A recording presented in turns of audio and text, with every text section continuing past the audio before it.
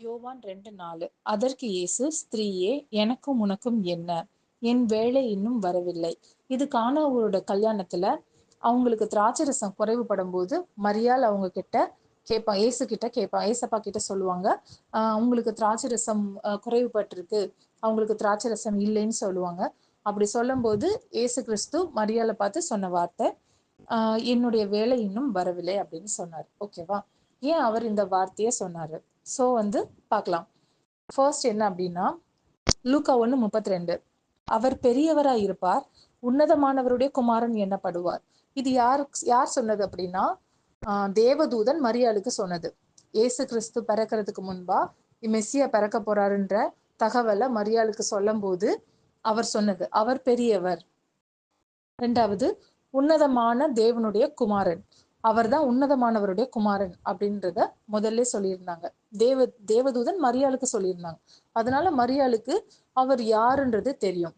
ஏன்னா அது அவங்களுக்கு எப்படி தெரியும் நமக்கு தெரியும்னா, லூக்கா 1:54 அவங்களே சொல்றாங்க, நம்முடைய பிதாக்களுக்கு அவர் சொன்னபடியே ஆபிரகாமுக்கும் அவன் சந்ததிக்கும் என்றென்றைக்கும் இரக்கம் செய்ய நினைத்து தம்முடைய தாசனாகிய இஸ்ரவேலை ஆதரித்தார் என்றாள். ஓகேவா? அப்போ அவங்களுக்கு ஏற்கனவே தெரியும் இவர் மெஸ்ஸியா அப்படின்னு சொல்லிட்டு. அதனாலதான் அவங்க என்ன பண்றாங்க, இந்த விஷயங்கள் எல்லாம் அவர்கிட்ட கொண்டு போறாங்க. அதனாலதான் அவங்க சொல்றாங்க, அவர் உங்களுக்கு என்ன சொல்றாரோ அதன்படி செய்யுங்கள் அப்படின்னு சொல்றாங்க. ஏன்னா அவங்க அறிஞ்சிருந்தாங்க இவர் மெஸ்ஸியான்னு சொல்லிட்டு, இவர் தான் தேவனுடைய குமாரன் அப்படின்ட்டு அவங்க ஏற்கனவே அறிஞ்சிருந்ததுனாலதான் அவங்க என்ன சொல்றாங்க, அவர் உங்களுக்கு என்ன சொல்றாரோ அதன்படி செய்யுங்கள்னு சொல்றாங்க. இதுதான் முதலாவது அற்புதம். அப்படி இருக்கும்போது அவங்க அவ்வளவு தூரம் தைரியமா என்ன பண்றாங்க, அவர் மெஸ்ஸியான்றதை அவங்க அவ்வளவு தூரம் அறிஞ்சிருந்ததுனால அவங்க சொல்றாங்க, அவர் சொல்றபடி செய்யுங்கன்னு சொல்லிட்டாங்க. ஓகேவா? பட் ஆனா ஆண்டவர் ஏன் மரியாள் கிட்ட இந்த வார்த்தையை சொன்னாரு அப்படின்றத நம்ம பார்க்கலாம். இப்போ இன்னொரு விஷயம் என்னன்னா, மரியாளுக்கு என்னன்னா, இயேசு கிறிஸ்து மரியாள் கன்னியா இருக்கும்போது, அதாவது திருமணத்துக்கு முன்பாக இயேசு கிறிஸ்து மரியாளுக்கு பிறந்தாங்க. ஓகேவா? அவங்க ஒரு கன்னிகை கர்ப்பவதியாகி இருக்கு. ஸோ அவங்க கன்னிகையா இருக்கும்போது கர்ப்பவதியாகி தேவகுமாரனை பெறுறாங்க. அதுக்கப்புறம் மரியாளுக்கு திருமணம், அந்த சமயத்துல யோசேப்போட திருமணம் நிச்சயிக்கப்பட்டிருந்தது, திருமணமும் ஆகுது. அதுக்கப்புறம் யோசேப்புக்கும் மரியாளுக்கும் குழந்தைங்க பிறக்குறாங்க. அது என்னன்னா 4 குழந்தைங்க பிறக்குறாங்க. அது நமக்கு எங்க இருக்கு? மத்தேயு 13:55. இவன் தச்சனுடைய குமாரன் அல்லவா, இவன் தாய் மரியாள் என்பவள் அல்லவா, யாக்கோபு, யோசே, சீமோன், யூதா என்பவர்கள் இவனுக்கு சகோதரர் அல்லவா, இவனுடைய சகோதரிகளும் நம்மிடத்தில் இருக்கிறார்கள் அல்லவான்னு சொல்லியிருக்கும். சோ என்னன்னா, ஏசு கிறிஸ்துக்கு சகோதரர்கள்ன்ற பேர்ல, அதாவது மரியாளுடைய பிள்ளைங்க யாரெல்லாம் இருக்காங்க? யாக்கோபு, யோசே, சீமோன், யூதா அப்படின்ற 4 பேர் இருக்காங்க.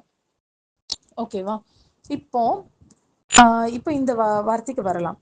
ஏன் ஆண்டவர் அவங்க கிட்ட என்னுடைய வேலை இன்னும் வரவில்லை அப்படின்னு சொன்னாரு அப்படின்னு பார்க்கலாம். ஓகேவா? இப்போ இது ஒரு வசனத்தை பார்த்தோம் அப்படின்னா ஏன் அப்படி சொன்னாருன்னு நமக்கு புரியாது. நான் இன்னும் நிறைய வசனம் சொல்றேன், அதெல்லாம் கவனிச்சுட்டே வந்தீங்கன்னா அவர் ஏன் அப்படி சொன்னாருன்னு நமக்கு புரியும். பார்க்கலாம். யோவான் 7:6. சரியா?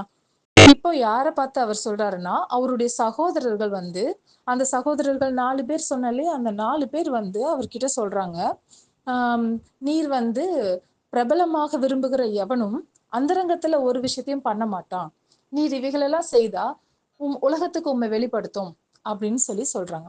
எப்ப சொல்றாங்கன்னா, அறுபின் பண்டிகையில சொல்றாங்க. இஸ்ரவேலர்கள் 2 விதமான பண்டிகைகள் அவங்களுக்கு முக்கியமான பண்டிகை. ஒண்ணு என்னன்னா, முதலாவது மாதம், அதாவது வருஷத்தினுடைய முதலாவது மாதம் 14வது தேதியில பஸ்கா பண்டிகை ஆசரிப்பாங்க.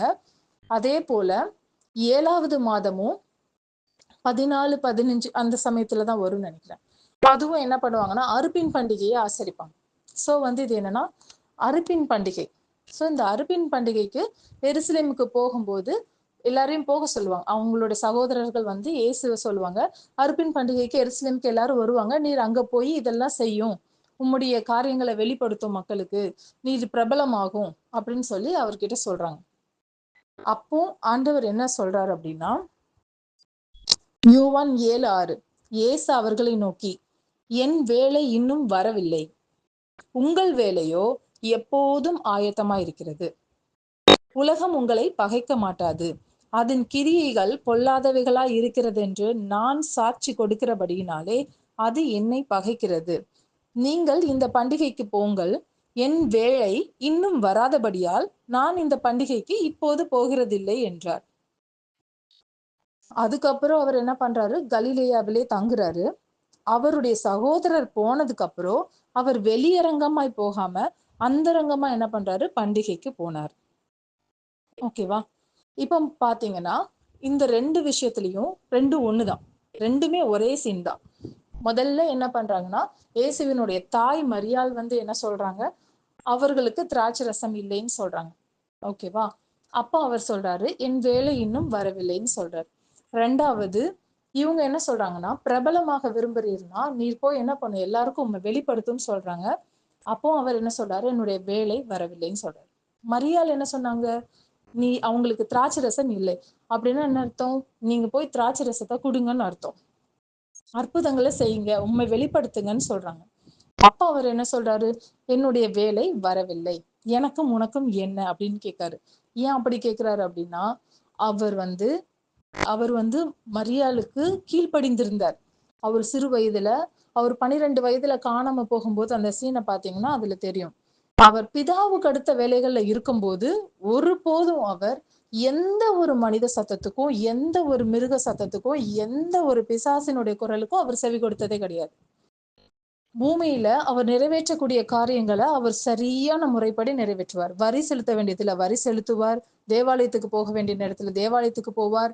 அப்புறம் வந்து அவர் வந்து பண்டிகைகளை ஆசரிக்கும் போது கரெக்டா பண்டிகைகளை ஆசரிப்பார். அதுக்கப்புறம் வந்து போதிக்கும் போது அவர் போதிப்பார். எல்லா விஷயங்களும் பெர்ஃபெக்டா பண்ணிட்டு இருந்தாரு. அவர் தன்னுடைய தாயை கனம் பண்ண வேண்டிய விஷயத்துல கனம் பண்ணியிருந்தாரு. அதே மாதிரி அவர் தான் சேஷ்ட புத்திரன், அவர் தானே முதல் குமாரன். அப்ப அவருக்கு தான் என்ன பண்ணுவாங்கன்னா, தாய் தகப்பனை வந்து பார்க்க வேண்டிய விஷயங்கள்லாம் இருக்கும். அப்போ அவர் என்ன பண்றாரு, சிலுவையில மறிக்கும் போது என்ன பண்றாரு, தன்னுடைய தாயை தன்னுடைய சீஷன் கையில ஒப்பு கொடுக்குறாரு. கடைசி நிமிஷம் வரைக்கும் அவங்களுக்கு செய்ய வேண்டிய கனத்தையும் மகிமையும் கரெக்டா பண்ணிட்டு வர அவருக்கு அதுல அவங்க என்ன பண்ணல, எந்த ஒரு குறையும் வைக்கவே இல்லை. அவர் சரியா எல்லாத்தையும் செய்து முடித்தார். ஓகேவா? அவங்கள மதிக்கிறதோ கனம் படுத்துறதோ அதுல எந்த குறையும் வைக்கல. ஆனா தேவனுடைய காரியத்துல, தேவனுக்கு அடுத்தவைகள்ல அவர் ஈடுபட்டிருக்கும் போது, பிதாவிற்கு அடுத்தவைகள்ல அவர் ஈடுபட்டு இருக்கும் போது, அது அம்மாவா இருந்தாலும் சரி, அதாவது பூமிக்குரிய தாயா இருந்தாலும் சரி, பூமிக்குரிய தகப்பனா இருந்தாலும் சரி, பூமிக்குரிய சகோதரர்களா இருந்தாலும் சரி, சொந்த ஜனங்களா இருந்தாலும் சரி, சொந்த சீஷனா இருந்தாலும் சரி, யாரா இருந்தாலும் சரி, தேவனுடைய காரியத்துல அவர் ஈடுபட்டு இருக்கும் போது அதை திசை திருப்புறதுக்கு யாரு வந்தாலும் சரி அவர் கடிந்து கொள்வார். பாத்தீங்கன்னா இதுல வந்து அவர் சொல்லுவார், எனக்கும் உனக்கும் என்ன அப்படின்னு கேட்பார். சேம் வேர்ட பிசாஸ் அவர்கிட்ட சொல்லும், தேவனுடைய குமாரனே, எனக்கும் எனக்கும் எங்களுக்கும் உமக்கும் என்ன அப்படின்னு கேட்கும். எங்களை வேதனைப்படுத்தவா இங்க வந்தீர்னு கேட்கும். அப்போ அவர் என்ன சொல்றாருன்னா, சுத்தமா அதை என்ன பண்றாரு, தேவனுடைய காரியத்துல தடை பண்ற எல்லாத்தையும் அவர் என்ன பண்ணாருன்னா, ஒரு நிமிஷத்துல என்ன பண்ணிடுவாருன்னா தடுத்து நிறுத்திடுவார். அதை கடிந்து கொள்வார். அப்படிப்பட்ட கடிந்து கொள்ளுதான் இது. என்ன சொன்னாருன்னா, எனக்கும் உனக்கும் என்ன அப்படின்னு இங்க கேட்டாரா. இப்போ தன்னுடைய சகோதரர்கள் கிட்ட என்ன கேட்கிறாருன்னு பாருங்க. என் வேலை என்னுடைய வேலை, அதாவது என்ன சொல்றேன்னா, உலகம் உங்களை பகைக்க மாட்டாது, அதன் கிரியைகள் பொல்லாதவைகள் என்று நான் சாட்சி கொடுக்கிறபடியால் அது என்னை பகைக்கிறது, உங்களை பகைக்கவில்லை. நீங்க இந்த உலகத்தின் புத்திரர், அதனால உங்களை அது பகைக்காது, என்ன பகைக்கும் அப்படின்னு அந்த இடத்துல அவர் சொல்றார். நீங்க பிசாசனுடைய பிள்ளைங்களா இருக்கீங்கன்னு சொல்றாரு. தேவனுக்கு கீழ்ப்படுகிறது, அவருடைய சித்தத்தின்படி செய்யறது, அது மட்டுமே என்னுடைய வேலை. நீங்க உலகத்துக்கு செவி கொடுக்குறீங்க, அந்நிய சத்தத்தை கேட்குறீங்க, நான் தேவனுடைய சத்தத்தை மட்டுமே கேட்கிறேன் அப்படின்றத அவர் அந்த இடத்துல தெளிவா சொல்றாரு. இதே மாதிரி பேதுரு ஒரு முறை என்ன பண்றாருன்னா, ஆண்டவரே உமக்கு இவைகள் சம்பவிக்க கூடாது அப்படின்னு சொல்லும் போது உடனே என்ன பண்றாரு, அவனை பார்த்து பார்த்து பின்னாக போ சாத்தானேன்னு சொல்றாரு. எப்போலாம் அவருடைய வேலை அப்படின்ற ஒரு விஷயம் இருக்குல்ல, எப்போதும் இதை செய் பிசாசு அவரை வந்து முழுவதுமா என்ன பண்ணான்னா, அவன் சொல்றத அவர் செய்ய வைக்கிறதுக்கு முழுவதுமா முயற்சி பண்ணான். அந்த 40 நாள் வனாந்தரத்துல இருந்து அவர் வாழ்ந்த ஒவ்வொரு வினாடியும், ஒவ்வொரு நிமிஷமும், எல்லா இடத்துலயும் எல்லா மனிதர்களை கொண்டும் அவரை சோதிச்சான். அவரை சோதிக்காத இடமே இல்லை. தன்னுடைய தாயாகிய மரியாள் அவருடைய தாயா இருந்தவங்க அவங்க வந்து என்ன சொல்றாங்க, அவரை செய்யும்படி சொல்றாங்க. அவருடைய சகோதரர்கள் வந்து அவரை போகும்படி சொல்றாங்க. அவருடைய சீஷன் வந்து அவரை நீ உமக்கு இது மாதிரி நேரிடக்கூடாது அப்படின்னு சொல்றான். எந்த வகையான அன்பை எப்படி ஏமாத்தினாலும் தேவன் என்ன பண்ணலன்னா, அவருடைய ஃபோக்கஸ், அவருடைய முழு ஃபோக்கஸ் ஒன்லி எங்க இருந்துச்சுன்னா பிதாவாகிய தேவன் மேல மட்டும்தான் இருந்துச்சு. அவருடைய விருப்பம் என்னவோ அதுக்கு மாறா எது வந்தாலும் அதை அவர் வந்து என்ன பண்ணுவார்னா ஒமிட் பண்ணிடுவார். அதை உடனே அவர் என்ன பண்ணிடுவார், ரியாக்ட் பண்ணிடுவார், உடனே ஒமிட் பண்ணிடுவார். சோ அதனால அவர் என்ன சொன்னார்னா, வேலை வரவில்லை அப்படின்னு சொன்னார். சோ இது ரெண்டும் புரிஞ்சுதா? அடுத்தது யோவான் 7:30. அங்க பாத்தீங்கன்னா, அப்பொழுது அவரை பிடிக்க வகை தேடினார்கள். ஆனாலும் அவருடைய வேலை இன்னும் வராதபடியினால் ஒருவனும் அவர் மேல் கை போடவில்லை. அவருடைய வேலை என்ன பண்ணல, வரல. அதனால என்ன பண்ண முடியல, யாராலையும் அவரை பிடிக்க முடியல. அதே மாதிரி யோவான் 8:20 தேவாலயத்துல இயேசு உபதேசம் பண்ணுகிற போது தர்ம பெட்டியில் இருக்கும் இடத்தில் இந்த வசனத்தை சொன்னார். அவருடைய வேலை இன்னும் வராதபடியினால் ஒருவனும் அவரை பிடிக்கவில்லை. சோ வந்து என்ன பண்ணல, வேலைன்னு ஒரு விஷயம் இருக்கு, அது என்னன்னு தான் நம்ம பார்க்க போறோம். வேலை வராததுனால அவரை பிடிக்கல. அடுத்தது இப்போ என்னன்னா, யோவான் 13:1 சொல்லப்பட்டிருக்கு, பஸ்கா பண்டிகைக்கு முன்னே. இப்போதான் பஸ்கா பண்டிகை வருது. கல்யாண வீட்டுல அவர் என்ன சொன்னாரு, வேலை வரலன்னு சொன்னாரு. அர்பின் பண்டிகையில என்ன சொன்னாரு, வேலை வரலன்னு சொன்னாரு. ஆனா பஸ்கா பண்டிகை வர்றதுக்கு முன்னாடி என்ன செய்யறாருன்னா, இயேசு இவ்வுலகத்தை விட்டு பிதாவின் இடத்திற்கு போகும்படியான தம்முடைய வேலை வந்ததென்று அறிந்து தாம் இவ்வுலகத்தில் இருக்கிற தம்முடையவர்களிடத்தில் அன்பு வைத்தபடியே முடிவு பரியந்தம் அவர்களிடத்தில் அன்பு வைத்தார். ஓகேவா? இப்போ அவர் வந்து என்ன செய்யறாருன்னா, பஸ்கா பண்டிகைக்கு முன்பு கொஞ்ச நாளுக்குள்ள பஸ்கா பண்டிகை வரப்போகுது. இப்போ என்ன சொல்றாருன்னா, வேலை வருது, எங்க போறதுக்கு, பிதாவின் இடத்துக்கு நான் போக வேண்டிய நேரம் வந்துருச்சு. அதனால அவர் என்ன செஞ்சாராம், தம்முடைய சீஷர்கள் இடத்துல அன்பு கூர்ந்தார், கீழ்ப்படிந்திருந்தார், தேவனுடைய சித்தத்தை மாத்திரம் நிறைவேற்றினார். அவர் என்ன பண்ணார், பரிசுத்தம் உள்ளவராய் இருந்தார். அவர் அன்பு கூர்ந்தார், எல்லாரிடத்திலையும் அன்பு கூர்ந்தார். இப்போ மத்தேயு 26:18 அதற்கு அவர், நீங்கள் நகரத்திலே இன்னான் இடத்திற்கு போய், என் வேலை சமீபமாய் இருக்கிறது, உன் வீட்டிலே என் சீஷரோடு கூட பஸ்காவை ஆசரிப்பேன் என்று போதகர் சொல்லுகிறார் என்று அவனுக்கு சொல்லுங்கள் என்றார்.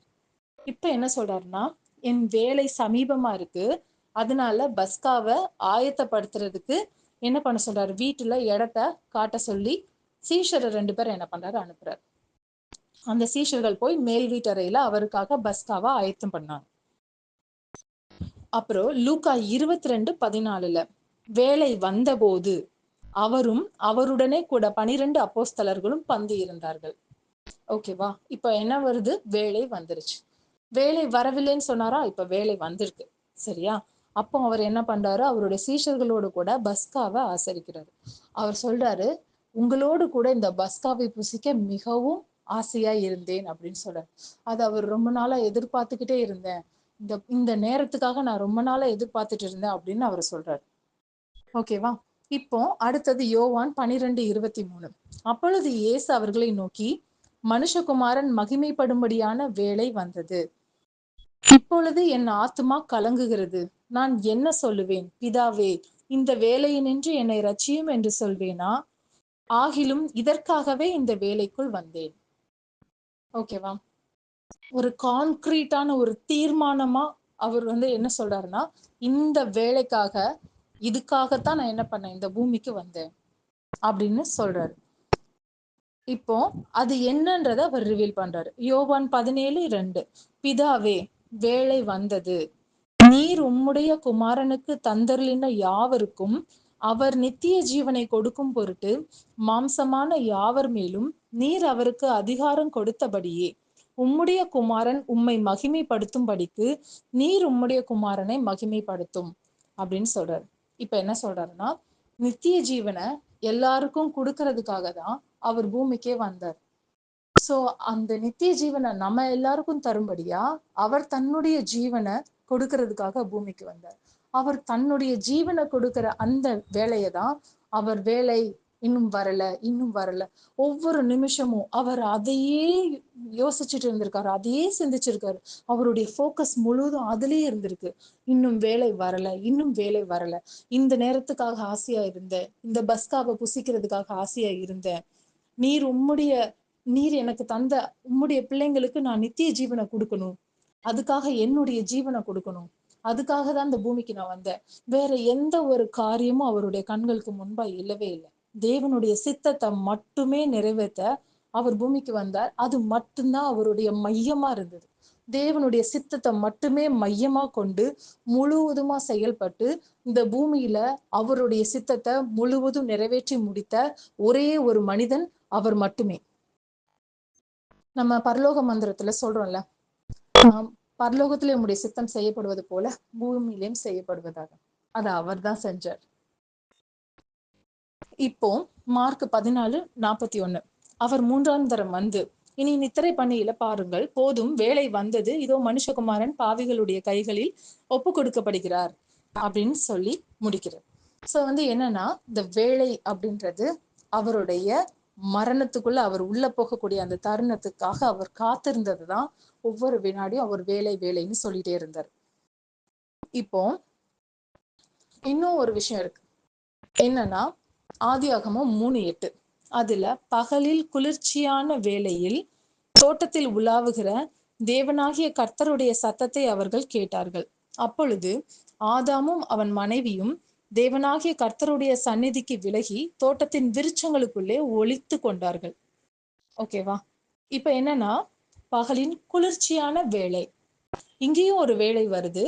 அது எந்த வேலைன்னா, குளிர்ச்சியான வேலையில என்ன பண்றாங்கன்னா, தேவனுடைய சத்தத்தை கேட்டு ஒளிந்து கொண்டார்கள். ஆதாமும் ஏவாளும் தேவனுடைய சத்தத்தை கேட்டு ஒளிந்து கொண்டார்கள். ஓகே, இப்போ அதுக்கப்புறம் அவங்களுக்கு என்ன நடந்தது, என்ன பனிஷ்மெண்ட் கொடுத்தாங்க, அது எல்லாமே உங்களுக்கு தெரியும். மனிதன் வீழ்ந்து போனது உங்களுக்கு தெரியும். ஆனா அந்த நாள்ல, அந்த ஆதாம் ஏவாள் விழுந்து போன நாள்ல அவங்களுக்கு கிடைக்கப்பட்ட நியாய தீர்ப்பு இருக்குல்ல, அது அவங்க என்ன செஞ்சாங்களோ அவங்க செஞ்சதுக்கு அப்படியே நேர்மாறா அவங்களுக்கு நியாய தீர்ப்பு கிடைச்சிருந்தது. இப்போ ஏசாயா 45:15 பார்க்கலாம். இஸ்ரவேலின் தேவனும் இரட்சகருமாகிய நீர் மெய்யாகவே உம்மை மறைத்து கொண்டிருக்கிற தேவனாய் இருக்கிறீர். இப்போ ஏசாயா சொல்றாரு, இஸ்ரவேலின் தேவனும் இரட்சகருமாகிய நீர் மெய்யாகவே உம்மை மறைத்து கொண்டிருக்கிற தேவனாய் இருக்கிறீர். என்கிட்ட சின்ன குழந்தைங்க எல்லாம் கேட்டிருக்காங்க, ஏன் ஏசப்பாவை நம்ம பார்க்க முடியல அப்படின்னு சொல்லிட்டு. ஏன் பார்க்க முடியல? ஏன் பார்க்க முடியல அப்படின்னா, ஒரு நாள் அவர் கூப்பிட்டாரு, ஏதேன் தோட்டத்துல அவர் கூப்பிட்டாரு, ஆதாமே ஆதாமே நீ எங்கே இருக்கிறாய்ன்னு கூப்பிட்டாரு. அவங்க எங்க என்ன பண்ணாங்க? மறைந்து கொண்டாங்க. அதனால தீர்ப்பு என்ன ஆயிருச்சு அப்படின்னா, அவங்க கூப்பிடும்போது அவர் தம்மை மறைத்து கொண்டிருப்பார். அவங்களால என்ன பண்ண முடியாது? அவரை பார்க்க முடியாது. இது தீர்ப்பு. இப்போ இயேசு கிறிஸ்து பூமிக்கு வந்தாரு. அவர் எப்படி அதை இழந்து போனது அவர் எப்படி மீட்டெடுத்தார்? அதை நம்ம பார்த்தோம்னா, யோவான் 20:15, இயேசு அவளை பார்த்து, ஸ்திரீயே ஏன் அழுகிறாய் அப்படின்னு கேட்கார். இது எப்போனா, இயேசு கிறிஸ்து உயிர் தெழுந்ததுக்கு அப்புறம் மகதலேனா மரியாள் எப்ப வராங்க அப்படின்னா, அதிகாலையில் இருட்டோட வராங்க. அப்படின்னா அது என்னது? குளிர்ச்சியான வேலை. ஓகேவா? இப்போ ஏதேன் தோட்டத்துல ஒரு குளிர்ச்சியான வேலையில ஒரு சம்பவம் நடந்ததுல, அதுல என்ன ஆச்சு? தேவன் என்ன சொன்னாரு? எங்கே இருக்கிறாய்ன்னு கேட்டாரு. அதுக்கு ஆதாமும் ஏவாளும் என்ன சொன்னாங்க? ஒளிந்து கொண்டிருக்கிறோம்னு சொன்னாங்க, மறைந்து கொண்டிருக்கோம்னு சொன்னாங்க. இப்போ திரும்பவும் ஒரு குளிர்ச்சியான நேரம் வருது. அது அதிகாலை இருட்டோட அந்த குளிர்ச்சியான வேலை வருது. அந்த வேலையில மகதலேனா மரியாள் இயேசு கிறிஸ்துவினுடைய சரீரத்தை தேடிக்கொண்டுட்டு இருக்காங்க. ஓகேவா? அப்போ அவர் மரியாளை பார்த்து கேட்காரு, முதல்ல தேவகுமாரன் உயிர் தெழுந்த பின்பு அவர் பேசின முதல் வரிகள், ஏன் அழுகிறாய்? யாரை தேடுகிறாய்? யாரை தேடுற? ஓகேவா? அங்க என்ன சொன்னாரு? நீ எங்கே இருக்கிறாய் அப்படின்னாரு. இப்ப கேட்காரு, யார தேடுற அப்படின்னு கேட்காரு. ஓகேவா? அப்போ அவ சொல்றா, நீங்க சொல்லுங்க, நான் போய் அவரை எடுத்துக்கிறேன்.